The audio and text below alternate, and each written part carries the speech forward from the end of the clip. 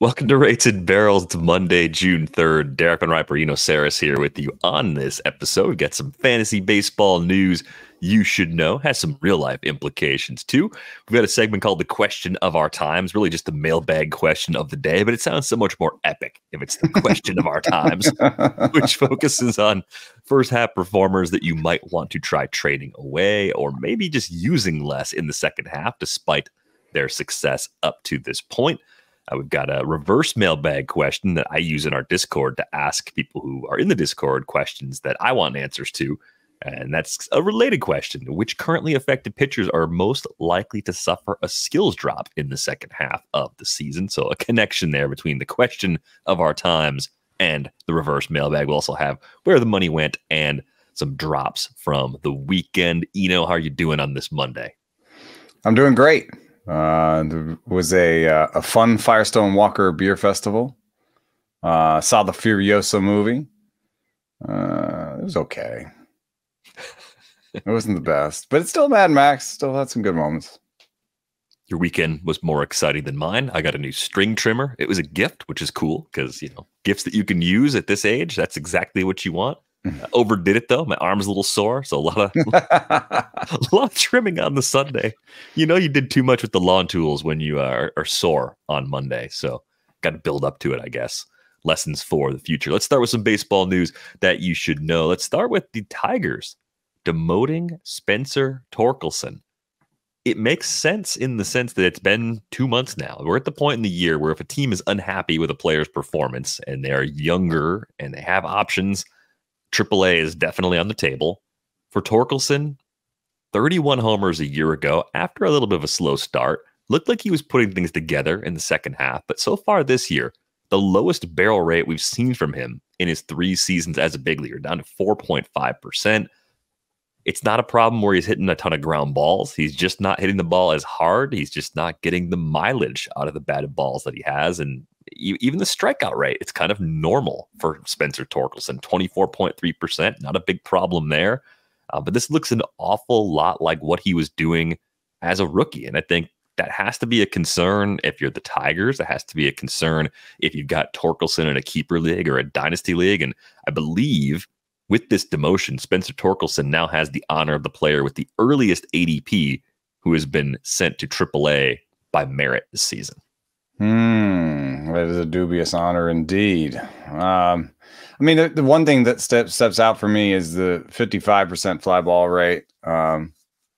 He's been sort of making his way towards that, and it all seems to be in the effort of adding power. So, best pull rate, highest fly ball rate.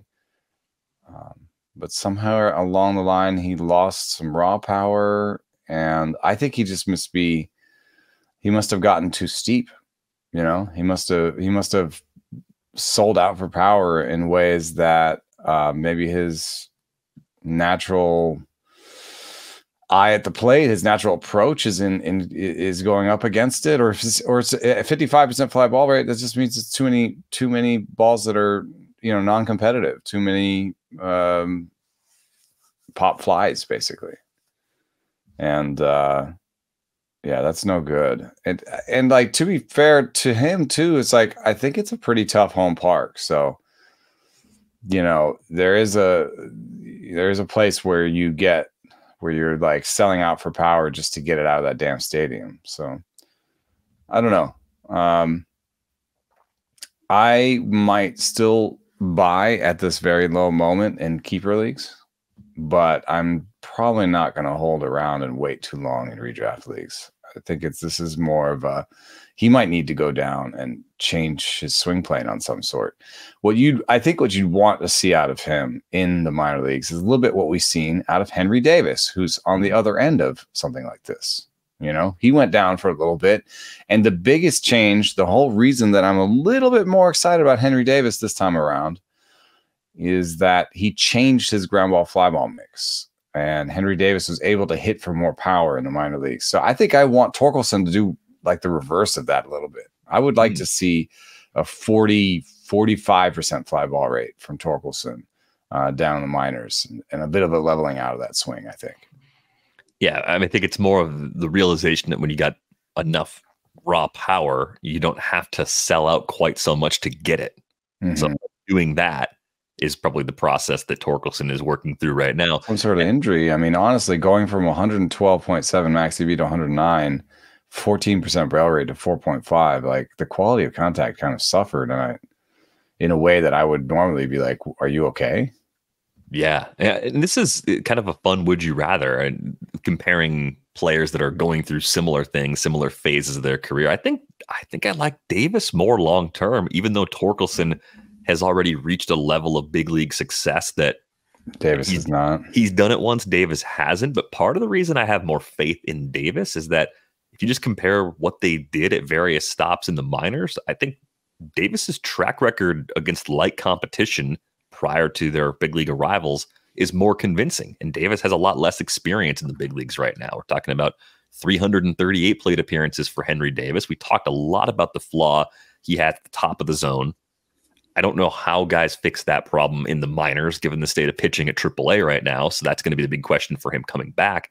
But even though Henry Davis might not be a full-time catcher in the long run, even if you have to look at him as an outfielder and Torque as a first baseman, where the pressure on those guys to hit is just very high at those respective positions, I think I've got a little bit more confidence long-term in Davis. Like if I could only stash one, or if I was trading for one in a keeper or redraft league, I also think the cost of getting Henry Davis still might be a tick lower than Torkelson via trade, just because of that previous level of success that we've seen from Torque. Yeah, the benefit also is that you get more of a look at the major leagues right now in terms of, one foot in front of the other and what your immediate needs are. So if you need a player right now, I did acquire Henry Davis's services in at least one league over the weekend. Hey, all right. We get to where did the money go? Some of my money went to getting Henry Davis. And like I said, he went down and had the biggest fly ball rate of his career. I know it's only 101 plate appearances, but that speaks to me of some sort of different approach. Maybe it's, what we saw when we looked at his approach for high in the zone. A lot of it was fouling it off and battling it off. And maybe his new approach is because it seems unlikely to me that he would just go down and change his swing. You know what I mean? So to me, what this speaks of is maybe they decided, hey, just spit on that. Just don't swing up there until you have to, the fouling approach or the whatever you've got at the top of the zone, it's not scaring pitchers away from throwing up there. And all it does is turn it into strikes for them. So why don't you just see if they can actually hit that part of the zone 3 times in a row, or have a 2-strike approach where you foul it off, but don't go into the at bat trying to do that. Yeah, I think that's sound. The corresponding move for the Tigers is Justyn-Henry Malloy finally getting his opportunity in the big league. So while you might be bummed if you are a Spencer Torkelson team this season, Malloy is a challenging player because we really don't see a good defensive home. He's not even a good outfielder. It's more of just kind of hiding him in a corner if you're going to play him out there. But he's really got nothing left to prove against AAA pitching. I think what you see is what you get down there. K rate right around 25%. A lot of walks. Big questions as to, maybe if he can lower the K rate by also taking fewer walks. Maybe part of the reason he strikes out is working the count a lot. But there is some question as to how much in-zone swing and miss there will be against top-level pitching. Decent power, very good OBPs. It's weird that a guy that has basically a 400 OBP everywhere he's played, except for his very first minor league stop when he had 388, is coming up with pretty limited fanfare in most circles. Yeah. I think to some extent, the raw power is actually a question. Over at Fangraphs, they have a 60-60 present future raw power. But in terms of max EV in 800 plate appearances at AAA, he hasn't gotten past 109.9. So that would be slightly below average for a quote-unquote power hitter. In fact, it's pretty close to league average, which I think is 109. So He's got some questions to answer. One thing that I think of also when I look at his page is my pet theory that swinging strike rate is slightly more predictive of major league strikeout rate than minor league strikeout rate. Mm-hmm. So he has pretty good swing strike rates, and that's where I hear you when you say, could he be more aggressive and strike out less? It is certainly possible because these swing strike rates are sub 10% until this year, and that's pretty good. So it is possible that his strikeout rate stays at 25% in the big leagues, in which case he'd probably be more of a 240, 350, 400 guy. I'm being light on the power for a reason, because I want to see it demonstrated before I believe all the way, I guess.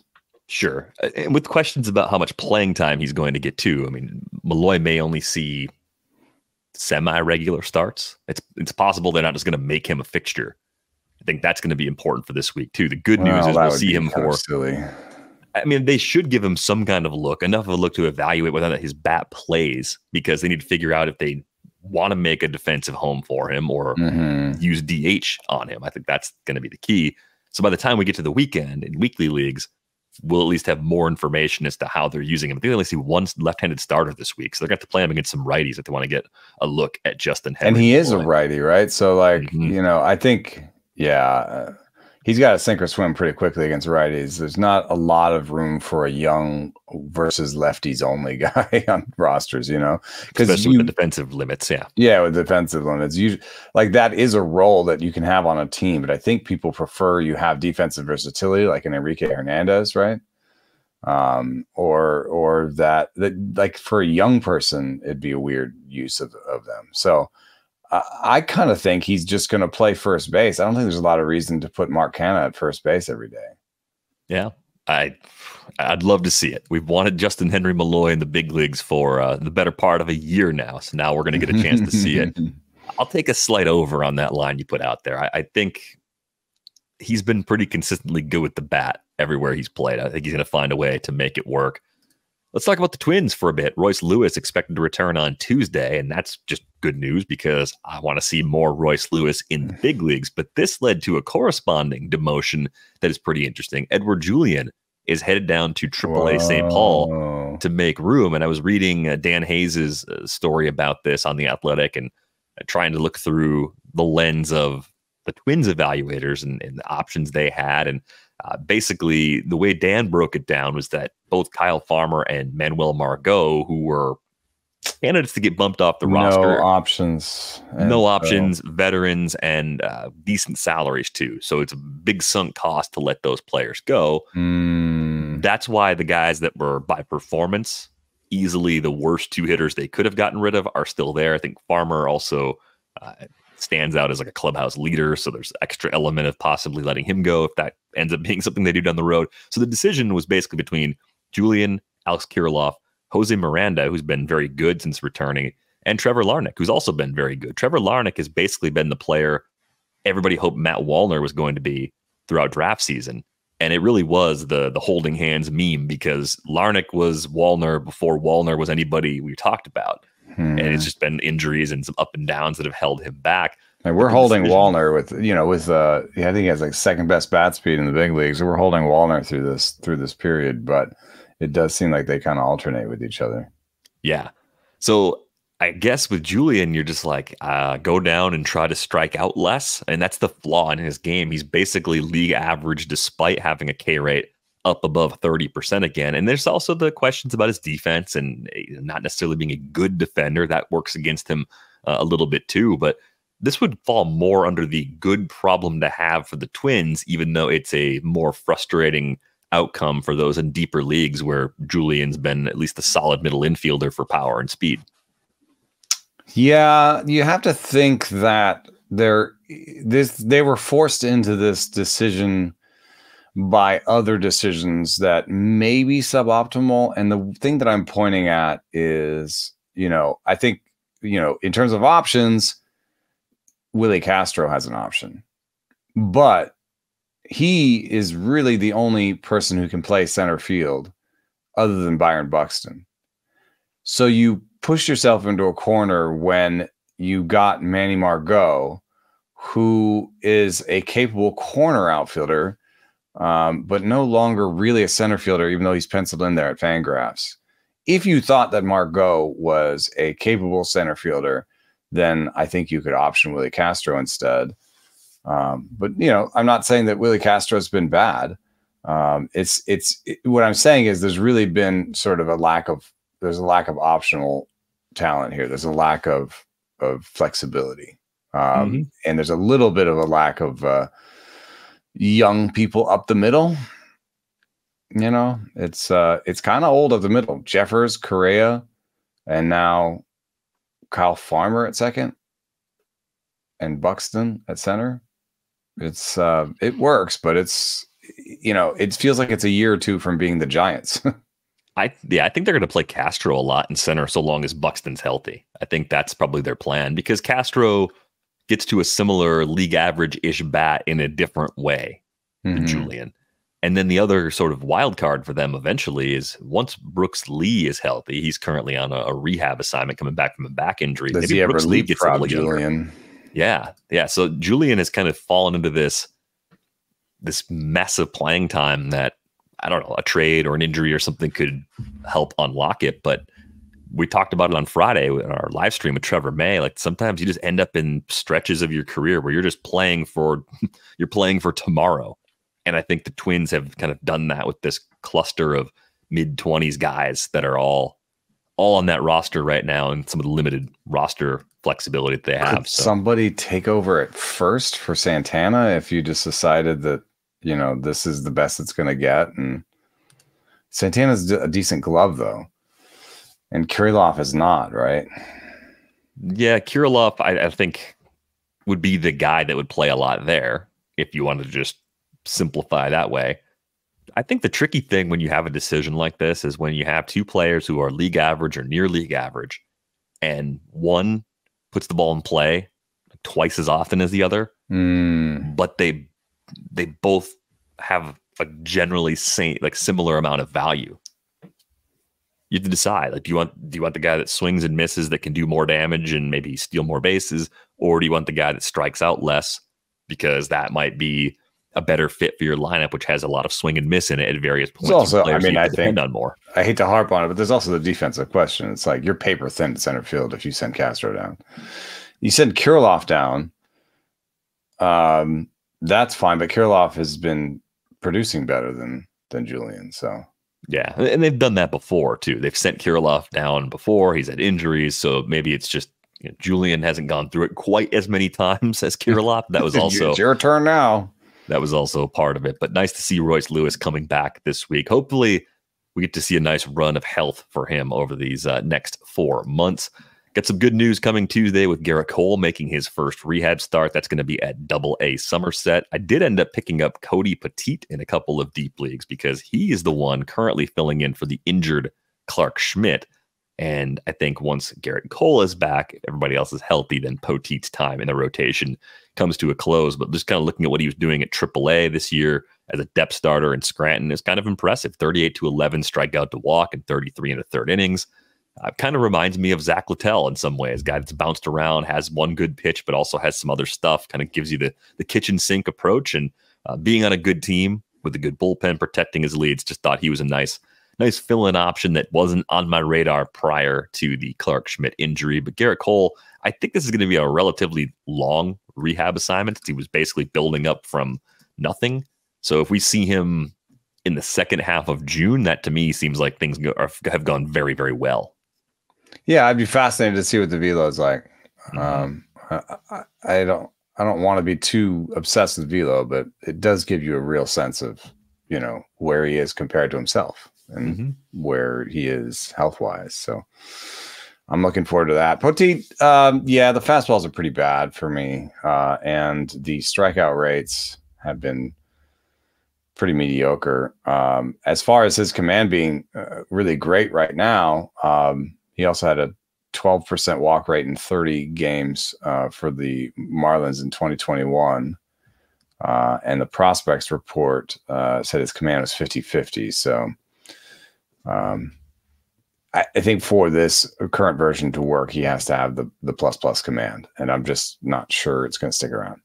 Yeah, and it might be a short-term opportunity anyway, but right. for deep leagues, you're chasing wins. Maybe that's one way to get there with Cody. And shout out to Brian Cashman and the Yankees. I mean, for as much doomsday as there was about this team last year, for them to be leading the league in wins and to look this strong, and do it without Garrett Cole is pretty impressive. I mean, what were he got Soto, and there's a lot of, there was even belly aching that wasn't enough. And I think that what I saw, and I made a bold prediction they'd be the best offense, is that they were better than their results last year. So you take some natural regression of taking some results that were good. They barreled the ball last year and had like the 12th best offense or something. It's just, second in barrels, 12th in offense. It's just not normal, and, then you take some positive regression on results. You take, Alex Verdugo is a different kind of hitter than a lot of the other guys, a guy who just makes contact and keeps the thing moving. And then you make a kind of a big change with Anthony Volpe, where he a little bit more contact, a little bit more line drive, a little bit flatter of a swing.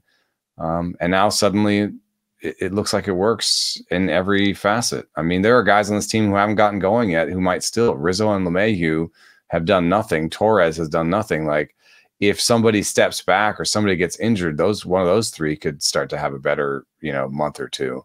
And they'll keep this train rolling. They look like an absolute contender for the World Series. Yeah, they look legit right now. And Jason Dominguez comes back eventually this year if they need another option to rotate through the outfield mix. It's kind of strange. I mean, with Judge, Soto, Verdugo, and Stanton, there's not really a way to make the pieces fit. So that's the problem for Dominguez, but one more really nice option to have at your disposal. And they've been able to get a lot of mileage out of this rotation. Other than the Cole injury, and now the most recent Schmidt one, they've been a little healthier than we probably would have expected, given what Rodon and Nestor Cortez have dealt with in recent years. And Stroman even in the past, yeah. Yeah, Stroman's been up and down health-wise in recent years too. So, they've done very well despite having a few things not go their way. And if Rizzo and LeMahieu are still struggling and come late July, it's a pretty easy spot to go get upgrades. At least first base. I don't know if third will be as easy. It was tough last year, but I think they're going to be. I think in a walk here, Soto's never going to pick up a first base glove, but there is a world in which that is the best configuration for this team. Yeah, it might be 2025, but yeah, that's definitely a possibility down the road. Connor Norby coming up for the Orioles, just another Orioles prospect. What was the corresponding move on that one? Jorge Mateo is probably going on the concussion IL because Mullins hit him with a batted ball or something.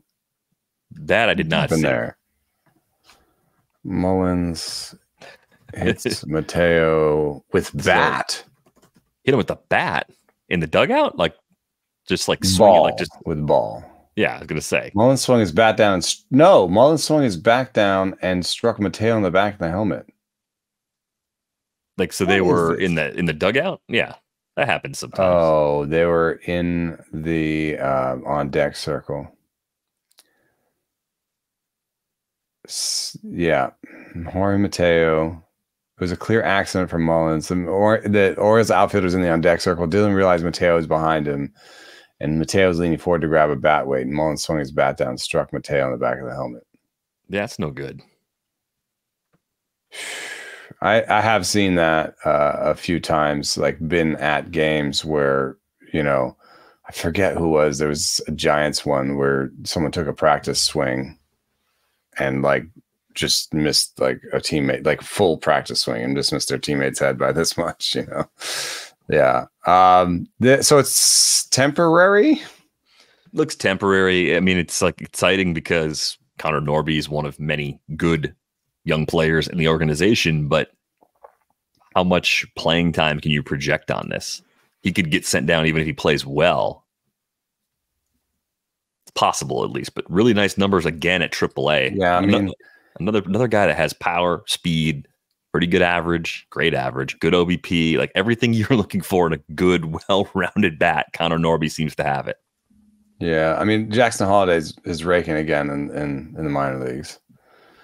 I think what is the roster spot they're playing around with? How did Kjerstad, when these guys come up, when Kjerstad came up, and they're playing around with an injury spot. Stowers came up. What is the 26-man roster right now? I mean, when Kjerstad went down, Stowers came up. Yeah. See, is there one roster? Are they playing around with Jackson Holiday's roster spot? Is that what's going on here? Kind of. We talked about it at the beginning of the year because the bench was guys like, Ramon Urias, Mateo, backup catcher, and then whatever they do for like a fourth outfielder. That's been the bench the whole time. And we just said, well, how long are they going to try and hold on to a guy like Mateo and a guy like Urias? If they want to like squeeze everybody, all the young guys on the roster, it's getting rid of veterans like those two to make it happen. Yeah, and Urias isn't hitting that well, but makes contact, and he's the type of person that I was talking about earlier, like a righty veteran that you're okay with just showing up against lefties, right? And Mateo, to some extent, was that too. They're the two righty bats, but Mateo is playing better, and has infield outfield versatility that Ramon Urias doesn't have. So I guess if I was forced to choose one, I would choose Mateo at this point. But I think looking at this roster, they're playing around with the Kyle Stowers spot. And the reason why it hasn't been Holiday yet, or Norby yet, or Mayo yet, is because Kyle Stowers is an outfielder. You can count Mateo as an outfielder. And so I guess what Norby or any of these young guys that comes up needs to do is outplay Kyle Stowers. Guess that's one way to do it. Yeah. If everyone's healthy, there is a spot open. It's Jackson Holiday's though, right? If there's, if you're looking at the starting lineup as opposed to the active roster, second base or third, wherever Jordan Westburg, they don't play him, is the one spot in the roster where there's a starting job still available, kind of, that they're kind of playing around with. And the roster spot that they're battling for is Kyle Stowers' roster spot. Or if Cedric Mullins, what's the move though? Like, you wouldn't necessarily take him off the roster. Yeah. He'll play less. That's a possibility. Phantom IL or something. It's brutal. 55 WRC plus now through 54 games for Mullins. It's a big surprise. The worst kind of surprise. Still in there because he's left-handed and he plays good center field defense, but so it's like, it's not good. It's like he's batting ninth and he's taking the games off against lefties, and I can't point at any one sign. Yes, he has a 207 BABIP. I mean, yeah. that's my lifeline. I mean, nothing else looks good, really. We've been turning to BABIP way more than I expected us to this year. On the show. Adam Mazur set for a major league debut on Tuesday. The Padres have both Yu Darvish and Joe Musgrove on the IL again. So the debut will come against the Angels for Mazur. If he sticks around, it becomes a 2-start week. He'd get the Diamondbacks again on Sunday. He struggled at AAA since getting promoted there. He's got an ERA over 7, which, could be the byproduct of the PCL. El Paso is the home park. A lot of the other parks in that league, as we know, very, very hitter-friendly. It was a 32-5 strikeout to walk ratio with a sub-2 ERA at AA prior to the promotion. And it looks like Randy Vasquez, at least initially, is getting the other spot. He was the one that stepped in for Musgrove on Saturday when that turn came up in the rotation. But should we be interested in Adam Mazur, at least as a home streamer, given the way Petco Park historically has played, given the success at AA, or do the actual pitches tell us a slightly different story? I think what the pitches tell me is I can understand how a player like this would do well in the lower levels and then struggle in the higher levels and maybe struggle ultimately in the big leagues. Is that he has a 61 stuff plus on his four seam, but he has a 103 location plus on it. So he makes a fastball with poor shape viable by locating it well. And I think in the lower levels, that's harder to compete with for some people. He's obviously going to try and dominate you with the breaking balls, but even if you add up all his secondary or all of his breaking balls that he throws, you don't get to even with the four seam. So he's throwing the four seam like 75% of the time, 70% of the time still. And I think in order to have success in the big leagues, he's going to have to turn to the breaking balls a majority of the time. And I don't know if he has that adjustment in him. If that's what they have planned for him, why wouldn't he have done that in the minors as a, to try it out before he got to the majors? So I'm not as hopeful as I once was.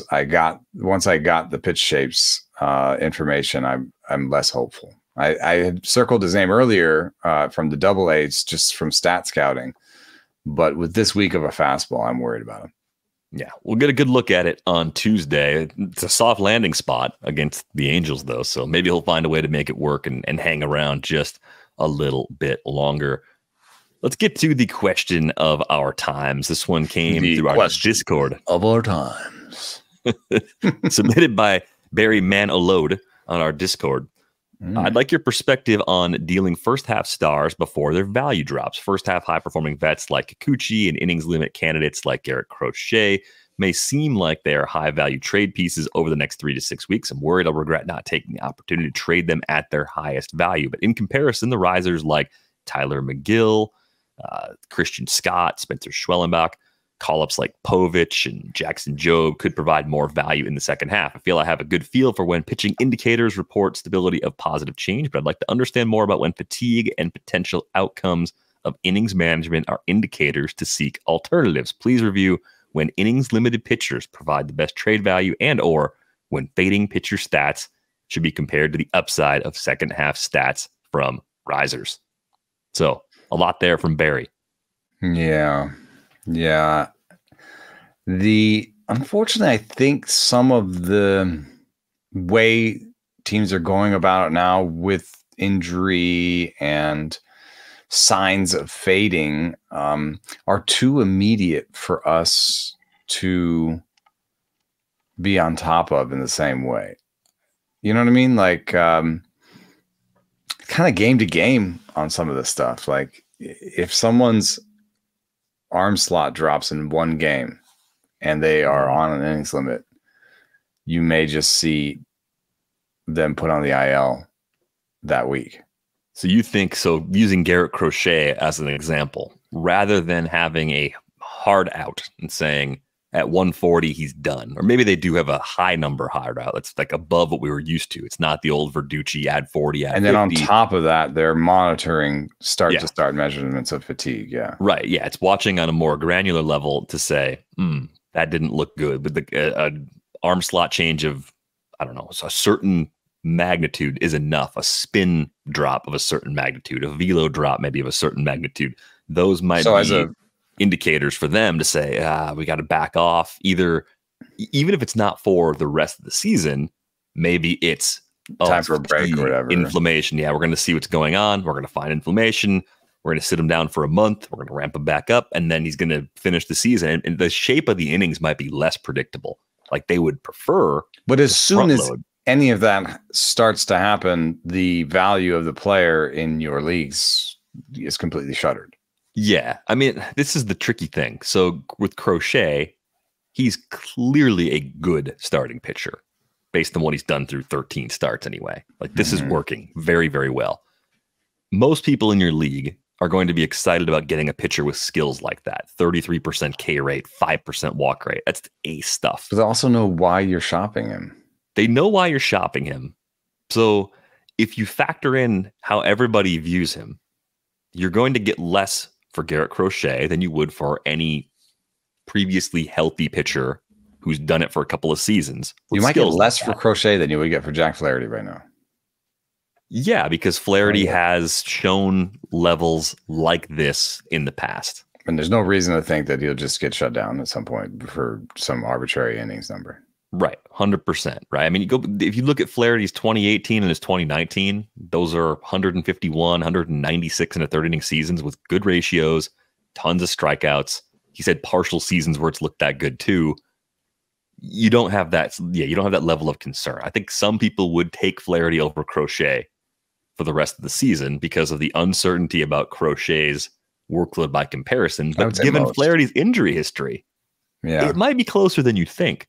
So in some weird ways, while I could agree that the idea that Barry has out here is like, yeah, you probably do want to move away from Crochet now if you can find good value in return. If you've got a lot of pitching or your strength as a manager is to go get more off the wire, then yeah, you can lean into those guys who are going to have more second half value than first half value because you can navigate that pool really well. But are you getting the equivalent of a top 40 hitter back in the return or top 30 hitter back? Because skills wise, that's probably the bin you should be shopping in if you're going to trade Garrett Crochet away right now. Yeah. Yeah. Sometimes I end up just like swallowing and using these types of players because I find that the actual market value is lower than I expected. If you show up on a bunch of people's sell high articles, that's a hold. That ends up being a hold. It's just like you're not. Everyone's like, I read that piece too. I saw that tweet too. You know, it's like there is a convergence of information that we're getting now. If you're just in a league where you think everyone's getting different information sources, then you can leverage that, of course. I think the other attack angle on something like this is thinking about Shane Baz of all people, like someone we haven't seen in the big leagues yet, and has some flaws right now. Yeah, his numbers don't look great right now, but he's been hurt. Like he had Tommy John and an oblique injury, so it just takes time to get back. And we haven't had pitch modeling numbers publicly available for that long to where we've been looking for years at the trends of guys coming off of injuries. They're there for a few years, but to me, it creates a buying opportunity because I think the consensus opinion of the folks that are looking at things through pitch models is that Baz isn't quite right yet. And I agree with that. I'm not disputing what the model is saying, but you have to anticipate the possibility that as he continues in the minors, Shane Baz in the next few weeks may begin to feel better, build up more arm strength, build up more feel, and those numbers will at least gradually improve, right? You have to at least consider that possibility. I guess the reason I bring it up is I feel like the consensus buying opportunities are on players like this. Like these are the guys that actually are created by the consensus opinion. Everyone's not out there writing, go get Shane Baz right now. Right. But everyone's the consensus opinion of Shane Baz is creating the opportunity to go get him. Whereas if he was cruising in the rehab or the post rehab time at AAA, he'd probably be on the big league roster right now. But let's just say there's a world where they had 5 healthy starters they liked better, and they were waiting and waiting and waiting, and he was doing killing it. And I'm tweeting out his minor league stuff plus numbers, and I'm like, Shane Baz, best stuff plus in the minors, and right. Like if they had some plan where he was going 3 innings at a time, and he looked like Skeens, and everything was working, and it was just like we're just waiting. You couldn't get him. I mean, you couldn't trade for him. He would be on rosters everywhere. Yeah, right. So you have to kind of go back and say, okay, what was he before he got hurt, and then what is the likelihood that he'll get most of the way back this year? And if it's a keeper or dynasty, you're in my head right now. Like I have a couple Shane Bazes that I'm trying to hold on to as long as possible because I feel like we're getting closer and closer. So if you look at his stuff plus numbers, Baz, like you look at his fastball start to start, he'll have one start where it's like 105, and that's good for a starting pitcher for a fastball for especially given his secondary stuff actually still looks good. And then he'll go down to 94 on the fastball, and then he'll go up to 103, and then he'll go down to 96. So I'm thinking that this is going to converge, and he's going to figure out. It's like, why isn't the vertical movement there on your fastball? Something like I think that's something he can figure out. So that's why I've been holding on to him. But another thing that I think I would think about is the shape of the injured list. So the chance that your starting pitcher goes on the injured list in a given season is about 50%. I wonder if, I don't know if I've seen this research, but if you get to this point in the season healthy, maybe your number is lower the rest of the way. But let's say it's not. Let's say even if you've gotten to this point in the season healthy, you still have a 50% chance of going on the IL, right? Mm-hmm. So that should color your way of looking at every pitcher you own. So you're like, oh, we're riding high, we're doing great. Man, half these guys are going to get hurt. Think about it that way. And if you think about it that way, you're like, okay. And then think about all the people who are on the IL. And some of those guys are coming back. Now, you don't want to bet on them in the specific. Like I do have keeper level shares of DeGrom and, Tyler Malloy and stuff like that. But I'm not saying that in a redraft, you should be like, oh, Tyler Malloy's coming back. That's why I'm going to trade Greg Crochet. But that is kind of what I'm saying. You know what I mean? Like you may be thinking about Jackson Jobe, but it really is just a collection of opportunity. And that collection of opportunity has Jobe and Povich in it, but it also has Tyler Malloy, Max Scherzer, Jacob deGrom. I don't know. I'm trying to look at this. Maybe I should do starting pitchers to make it a little bit more interesting. But I mean, even Schwellenbach kind of fits in there too. Or Smith Shawver is going to come back. Hurston Waldrop's going to probably come up at some point if Schwellenbach isn't good or if Jordan Wicks is almost here. Tyler Wells is pretty good. Oh, I picked up Keaton Winn this weekend for $1 in the main event. I just thought he's on his way back. So yes, I think, given the fragility of any current pitching staff in fantasy baseball and the opportunity that is various and varied, the different kinds of opportunities you may find, even maybe a buy low pitcher, somebody drops somebody that's struggling that actually still has something good under the hood. That's an opportunity. Generally in trade leagues, I'm always trying to trade pitchers for hitters. Then again, that reduces the price. That reduces what I get back. I still try to do it anyway. It's not easy. Yeah. I wanted some specifics, though. So I did put this in the Discord as a reverse mailbag question. I asked, which currently effective pitchers are you most likely to see, or which ones are most likely to see a skills drop in the second half of the season? I was kind of thinking about Bryce Elder while walking the dog this weekend. Totally normal thing to do while you're out walking your dog. Just, hey, well, why did Bryce Elder pitch so well in the first half last year and so bad in the second half? But I think most people saw that coming. And I think I was thinking about Ben Lively. It's like, I really don't have Ben Lively anywhere. I didn't believe in it. I didn't draft him. I didn't pick him up. And here he is just cruising along with a sub-3 ERA and a 1.16 whip. He's winning games because his team is good. And I missed out, right? But I think in so many ways, my brain is like, nah, Ben Lively is this year's Bryce Elder. So that was my contribution to the reverse mailbag before the question was even like thrown out there to the group. But here's the group of players. And I'm going to order them by quality based on K- BB percentage so far. These are the pitchers that people in our Discord responded with as they're worried the second half performance won't be as good as the first. Jared Jones, Ranger Suarez, Shota Imanaga, Kyle Bradish, Luis Heel, Brady Singer, Ronaldo Lopez, Seth Lugo, Cutter Crawford, Carlos Rodon, Ronel Blanco, Javier Assad, Jordan Hicks, Cole Irvin, Tyler Anderson, Tanner Scott, got one reliever in there, and James Paxton. And I think as I read that list, the way most of our brains are wired, it's like, yeah, I like the guys you mentioned up top. And the further down the list you went, I generally didn't believe in those guys anyway.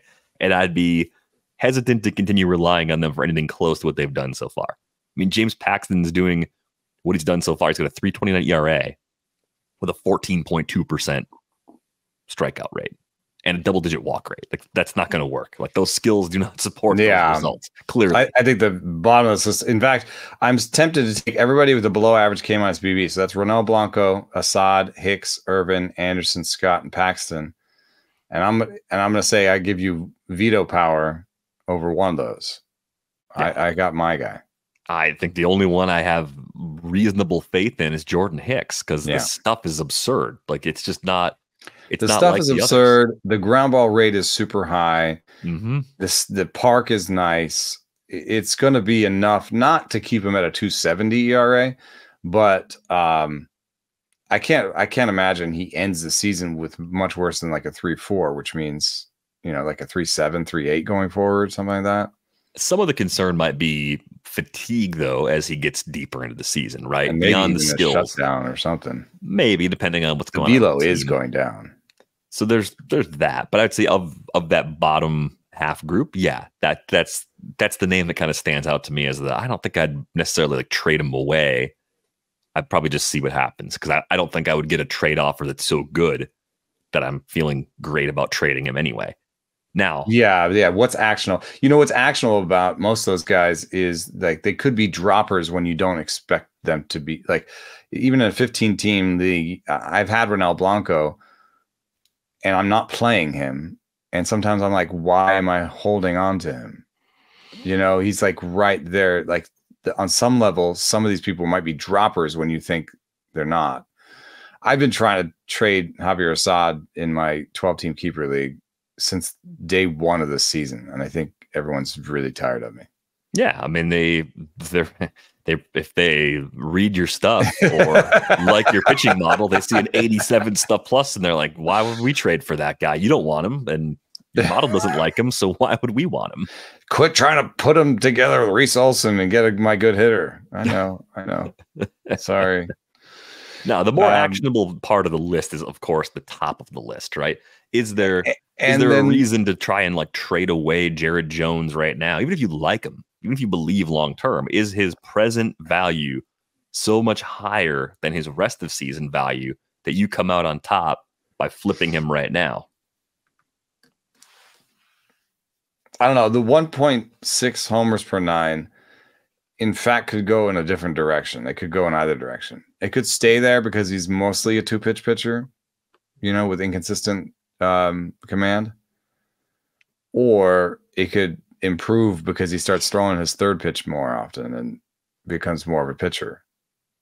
His third pitch is fine. His fourth pitch is fine. He actually has 4 pitches. He just doesn't use them as much.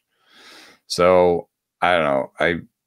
I would have a hard time trading Jones, Suarez, Shota, and Bradish and Heel with a 20 plus K-BB, and good stuff numbers for most of them. I haven't have a hard time trading those guys. So you're living more in the middle of this list. So really, this comes back more to skills than circumstances. If we go back to the kind of the core of Barry's question, like, how do you know when to time it? Is it the guys that live closer to that league average K-BB threshold? Like, you're pitching well and you're above that threshold right now. But if the stuff deteriorates, if the stretch of schedule gets more difficult, if something starts to go wrong, you're quickly falling into the Assad, Cole Irvin, Tyler Anderson bucket. That's right. Even Tyler. The most problematic for me is 14% is K-BB is average. And if you've got average ish K-BB and below average stuff plus, that's where I find you much more fungible than other people might. So that includes Brady Singer, Ronel Blanco, Javier Assad. Now, average stuff plus is Lopez and Lugo. That actually might be trading, because that's the sweet spot.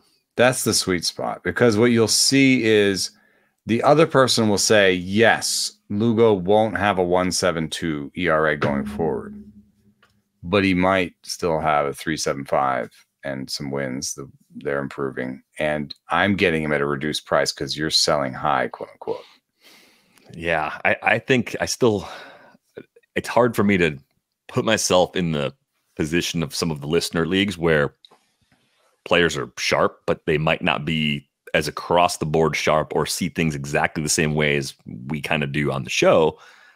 I almost look at Carlos Rodon as the best of all worlds, because he's healthy right now. He's pitching well right now. He's pitched Stuff very well in plus the is there. not so distant past. K-minus BB is a little bit worse than you'd expect given the stuff plus. Right. The K percentage is worse than you'd expect. There's a glimmer of he might be better in the second half. So I think the person trading for him is going to have a lot of reasons to say he might be an ace. I need an ace.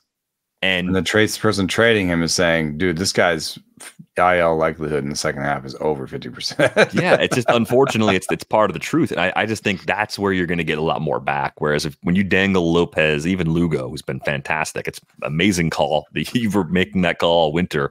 You know, you expect Lugo to go to a 3.5, 3.7 ERA the rest of the way and a more normal whip. And the low K rate's going to be a little bit of a limiting factor if the innings volume tapers off on a per start basis. If it doesn't, he'll make up for the low K rate by just throwing more innings than a lot of guys do. Like Seth Lugo could be among the league leaders in innings this year with the foundation that he's put in place so far. Right. And that's something that Reynaldo Lopez, Carlos Rodon, and Luis Gil can't say.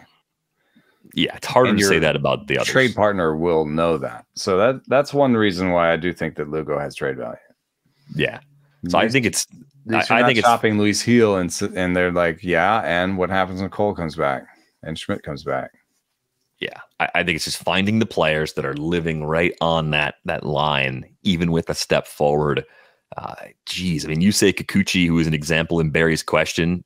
He seems like he's really kind of locked in the improved control that we saw last year. His walk rate's even better than it was a year ago. The swing strike rate's still pretty good. I think this seems like who he is now. Pitch mix that fits his spray charts, if it makes sense. You know what I mean? They're like, you know, I think he has a really hard time commanding. He's actually okay east-west. And so you give him a vertical arsenal, right? And you just basically say, like, kind of throw middle, and some of your stuff will go up, some of your stuff will go down, and you stay in the middle, right? So I think they found a mix that works for him. Yeah, Kikuchi, you know, then there's just, I think the one that's the hardest, and that goes back to the original part of this question, is just sometimes people's skills fade in a way that you can't see ahead of time. Right. Yeah, you try to time it perfectly, and it's a little here, a little there, and after a three or four small deteriorations spread out over like 6 to 8 starts, then now we've got a guy that's going to drop 30 spots in the pitcher rankings. Which is why I was nervous about Musgrove, and why that's what I was trying to get across in the pod that we were talking about, you know, were droppers in my rankings. I was like, with Musgrove, it's just like, I know this stuff is there on the breaking balls, but we've seen this just sort of like this injury thing that's been happening. It's been sometimes it seems like they're disconnected, and he dropped a thing on his toe and whatever. But like, basically since the beginning of last year, he's been on and off the IL. Yeah, it just doesn't seem right for Joe Musgrove at this point.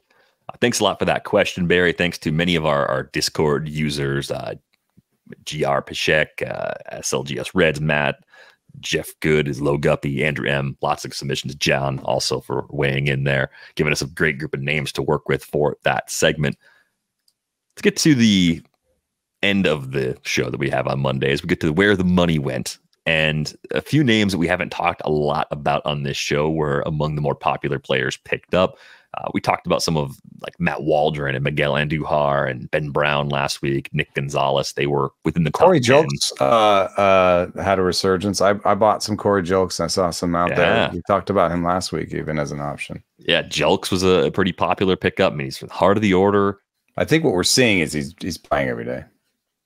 There's a lot of ways for Corey Julks to be good. He's going to get to some more power, I think. Yeah. It's going to take a little time. But Yimi Garcia, I mean, this one's kind of simple. Unfortunately, Jordan Romano back on the IL. He had an MRI, no structural damage in his elbow at this point.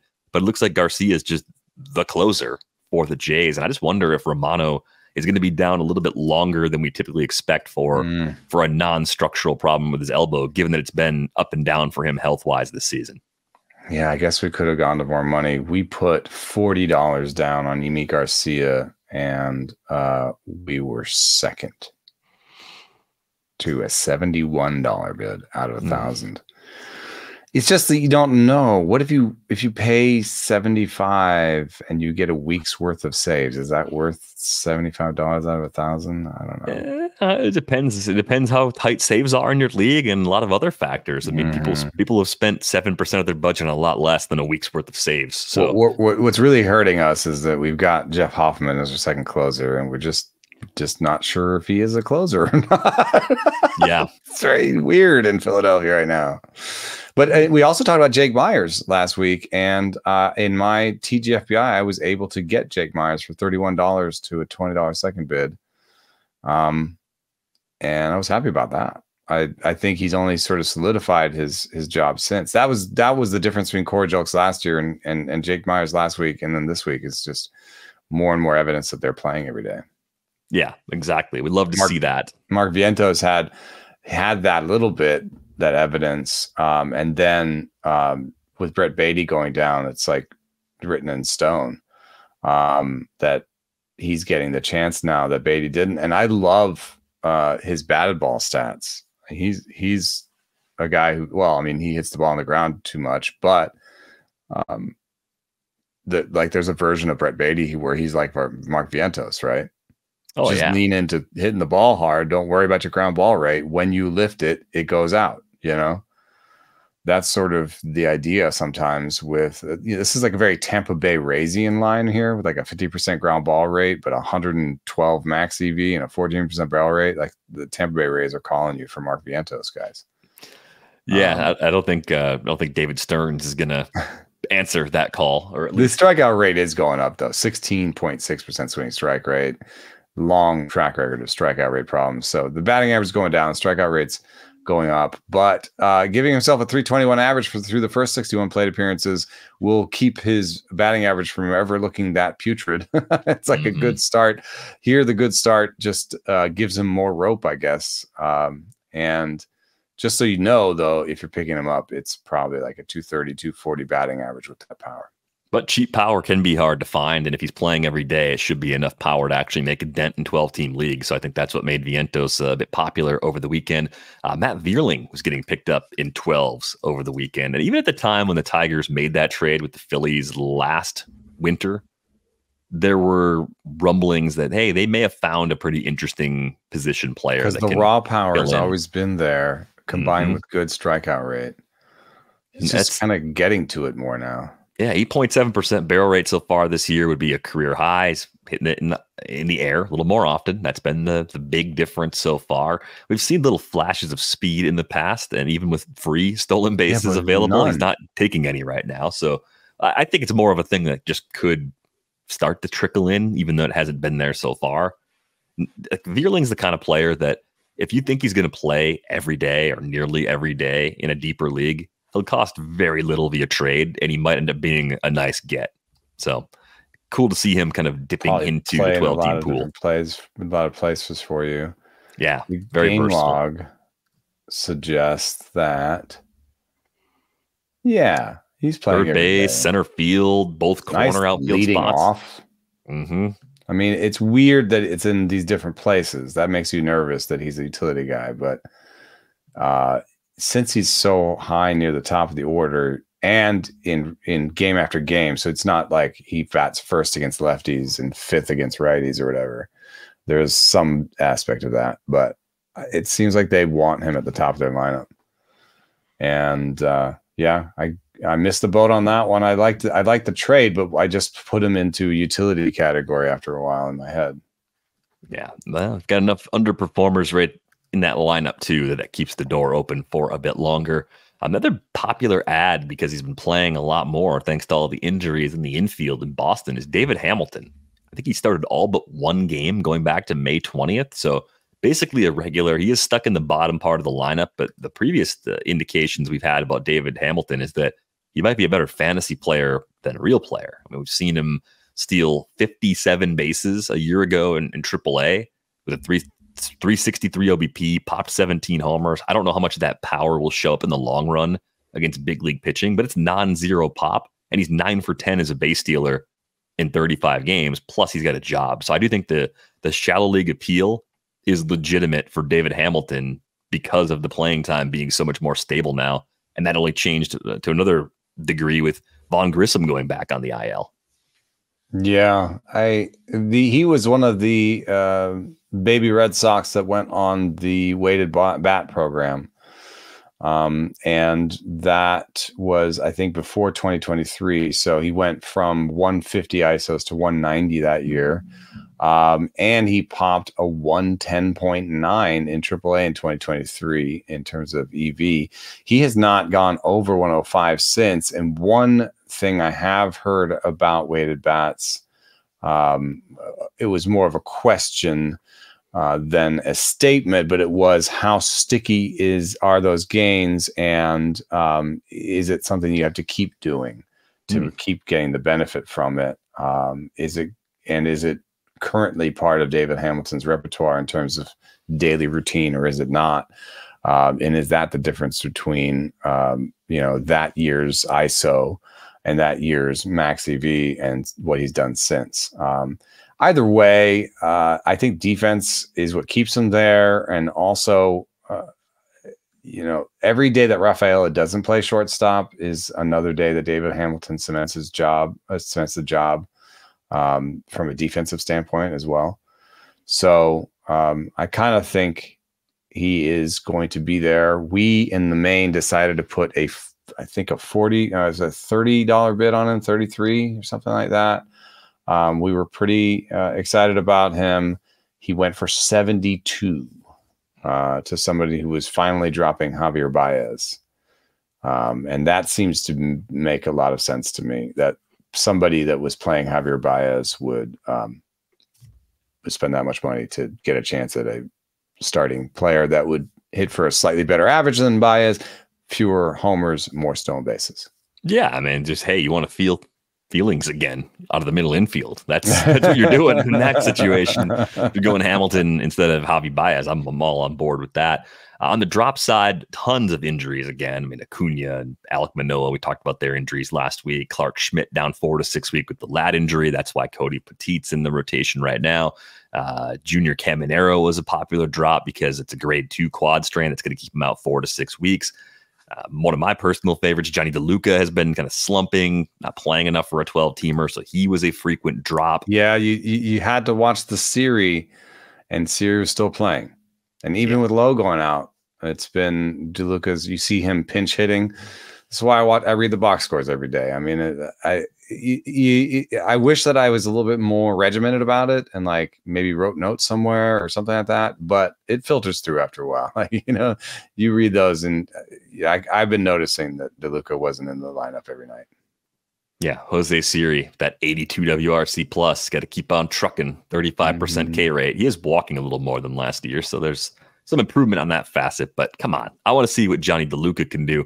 But of all the injuries, there was one drop that stood out to me because it was a demotion, and it's Reid Detmers. And I just wanted to ask you, what do you think the long-term outlook is for Reid Detmers? I think when we did our live show at Other Half back in March, Chris Towers said Detmers was someone he really liked. Detmers got off to a great start this season. We talked about him, I think, 4 or 5 starts in when it looked like he was going to have maybe the best season of his career. But the problem was we didn't really see anything that was different. We had no explanation for why Reid Detmers was so good at the beginning of the season. Do you have an explanation for why he's been so bad since that dominant stretch? Because it looks, from a skills perspective, like he's still the same guy. You're talking like we were talking about guys we were worried about that from our Discord, like where the numbers just don't look like they're sustainable. Detmers is on the opposite side of that. I'm wondering why a team like the Angels is taking a guy who's 24 years old and saying, you're going to AAA to fix this. Like, is this the right course of action? And what do you think his long-term appeal really is? He's someone with a really good slider and enough velo on his fastball that it's not terrible, but not great shape on his fastball. And he has inconsistent fastball command. Right now, this year, his location plus on the fastball is 95. That's bad. That's Dylan Cease-ian. So he's not quite Dylan Cease in terms of fastball velo. He's not quite Dylan Cease in terms of, how good his slider is. And so I think that tells you a little bit about the up and down nature of his career. Just last year, he had above average fastball command. And that was a little bit of a story of, and then also I think wasn't it last year when he was really developing the slider and found it. So I do think that slider gives him upside, and he's demonstrated enough as a starter that he's going to get more chances. And so if that matters to you, and someone has dropped him in the league where they think he's out of chances, then I would pick him up. But yeah, in terms of 12 and 15 teams, and I don't know what I'd be looking for in the minor leagues. I guess I'd be looking for a good home run rate and, ironically, a good walk rate. I say ironically because he's going up against ABS. So maybe that's the idea is, hey, get your command right in front of the machines, I guess seem to be setting himself up for success. You know who this reminds me of? Former Angel, current Ranger, a guy that we'd see flashes from, and we kept thinking, can you be better consistently? Andrew Heaney? Andrew Heaney, yeah. Doesn't it look a lot like Andrew Heaney? It doesn't fit to me in terms of what they throw. I mean, obviously lefty, righty, and better velo from Detmers. It's a better foundation. Yeah, no, I mean, I'm saying it doesn't move. It doesn't fit for me in terms of like pitch shapes and lefty, righty, and that sort of stuff. But it does fit for me a little bit in like, I think he's going to have those glimpses of excellence, and then other times when he's nigh unusable. And that's been what Andrew Heaney's been like. I think, yeah, if there is a commonality, it's that Andrew Heaney has like one good pitch, and when he has command of two pitches, that's enough. And I think the command goes in and out. So if Detmers is going to come back with good fastball command, if you could magically tell me that when he came back, his fastball command would be good, I might be interested. I wish I could tell you that, but I can't. But I do think the long-term value is high enough where Detmers is going to get picked up a lot again. We're going to talk about him later this season as a where the money went guy if he comes back and is pitching well, because we're all desperate for pitching, and he misses enough bats where he'll immediately become viable again. That's true. Back in the Angels rotation. That's the most basic number that anybody can look at that would make someone interesting to me. 25% strikeout rate, 26% strikeout rate, and you're interesting to me. Really quickly, on the main event, we ended up buying Trevor Larnach for $5. Stashed Keaton Winn for $1, Blake Perkins for $1, and stashed Jackson Holliday over Xander Bogaerts, because we do need something in that category, in that space, in terms of power and speed in the middle infield. We do need that, but Xander Bogaerts may be a longer wait for that than Jackson Holliday, and Xander Bogaerts' upside coming off a shoulder injury may be lower in terms of he may be a true talent 260, 12-10 guy coming off a shoulder injury. And so we thought, if we're going to wait, let's wait less time for more upside. And that's something you have to think about when you're stashing guys. In the TGFBI, I got Jake Myers. David Peterson is coming back this week, or is back already, and has a start at Washington. I wasn't necessarily going to start him for that start, but I've circled that. He's an interesting guy. He's okay. And the Mets have a great home park, and they can win some games for him. I stashed Yoshida because he's starting baseball work, and I got Corey Julks 27-15 and Henry Davis 11-4 in barf. So those are two ones that feel pretty good. Yeah. I didn't win by $1, but I other people were interested, and I didn't spend too much to get them. If you're the White Sox, just play Corey Julks. Just see what happens. Andrew Benintendi got hurt too, so there's one fewer outfielder that is getting paid that they could play over. Tommy Pham's out here trying to start fights with the Brewers. Some things will never change. We are going to go on our way out the door. Just a reminder, you can get a subscription to The Athletic at theathletic.com/rates and barrels. Find Eno on Twitter at EnoSarist. Find me at Derek Van Riper. Find the pod at Rates and Barrels. You can join the Discord through the link in the show description. So be sure to do that if you haven't done that already. That's going to do it for this episode of Rates and Barrels. We're back with you on Tuesday. Thanks for listening.